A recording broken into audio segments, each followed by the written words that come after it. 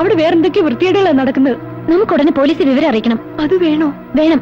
നിന്നെ പോലെ ഒന്നും അറിയാത്ത പാവം പെൺകുട്ടികൾ ഇനി അവരുടെ വലയിൽ ചെന്ന് വീഴുന്നതിന് മുമ്പേ പോലീസ് വിവരം അറിയിച്ചേ പറ്റൂ.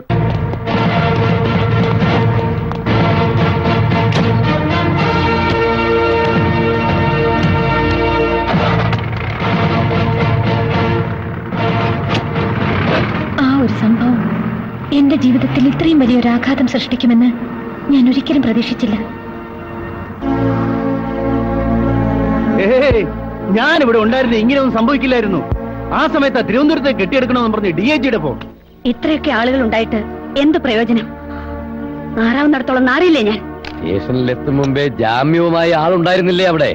കേസ് പോലും ചാർജ് ചെയ്യാതെ പുഷ്പം പോലെ ഇറങ്ങി പോന്നില്ലേ ദേവയാനി? ആ സിന്ധു എന്ന പെൺകുട്ടി നേരിട്ട് വന്ന് റിട്ടേൺ കംപ്ലൈന്റ് കൊടുത്ത സ്ഥിതിക്ക് SIക്ക് നടപടി എടുക്കാതിരിക്കാൻ പറ്റോ? അതും പുതുതായി ചാർജ് എടുത്ത ഒരാൾക്ക്. എന്നെ അപമാനിച്ചവളെ ഞാൻ വെറുതെ വിടില്ല. ഈ വരുന്ന 27-ാം തീയതി അവളുടെ വിവാഹമാണ്. ആ വിവാഹം നടക്കാൻ പാടില്ല. ഞാൻ അനുഭവിച്ച വേദന, അപമാനം അതവൾ ജീവിതകാലം മുഴുവൻ അനുഭവിക്കണം. സംഭവമല്ല ഒതുക്കിയ സ്ഥിതിക്ക് ഈ ഒരു വാശിയുടെ ആവശ്യമുണ്ടോ? ഉണ്ട്.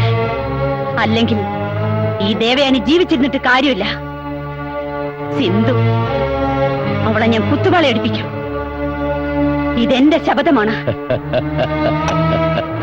പാഞ്ചാലി ശപഥം എന്നൊക്കെ പറയുന്ന പോലെ ദേവയാനി ശപഥം അല്ലേ? അതെ. ഈ ശപഥം നിറവേറ്റാൻ സേതു സാർ എന്നെ സഹായിച്ചേ പറ്റൂ. ദേവയാനി ഇമോഷണൽ ആവണ്ട. അപ്പോൾ നേരെ ദേവയാനിക്ക് എന്താ വേണ്ടെന്ന് വെച്ചാ ചെയ്തു കൊടുത്തേക്ക്. ശരി.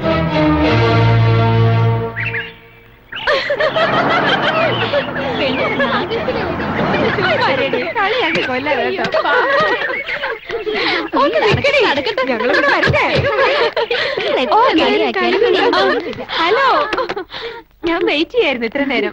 വാ, അകത്തിരിക്കാം. നീ റെഡിയാവും, ഞങ്ങൾ ഇവിടെ ഇരുന്നോളാം. ആ ശരി. സന്തോഷമുണ്ടല്ലേ?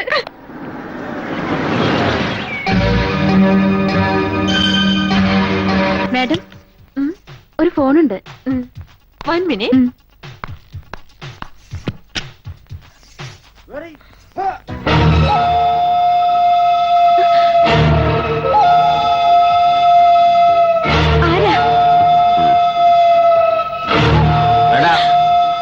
അത് പുറത്തു നടച്ചു.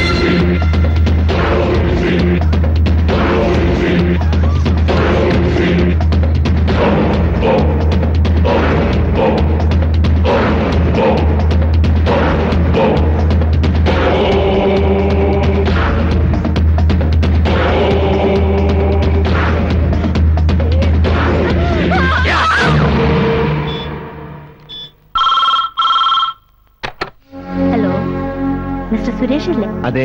നിങ്ങൾ കല്യാണം കഴിക്കാൻ പോകുന്ന സിന്ധു എന്ന പെൺകുട്ടിയുടെ ചാരിത്ര ശുദ്ധിയെ കുറിച്ച് അറിയണമെങ്കിൽ നാച്ചുറൽ ബ്യൂട്ടി പാർലറിൽ വന്നാൽ മതിയാവും. നിങ്ങളാരാ? Your well wisher. Okay, bye. Hello hello.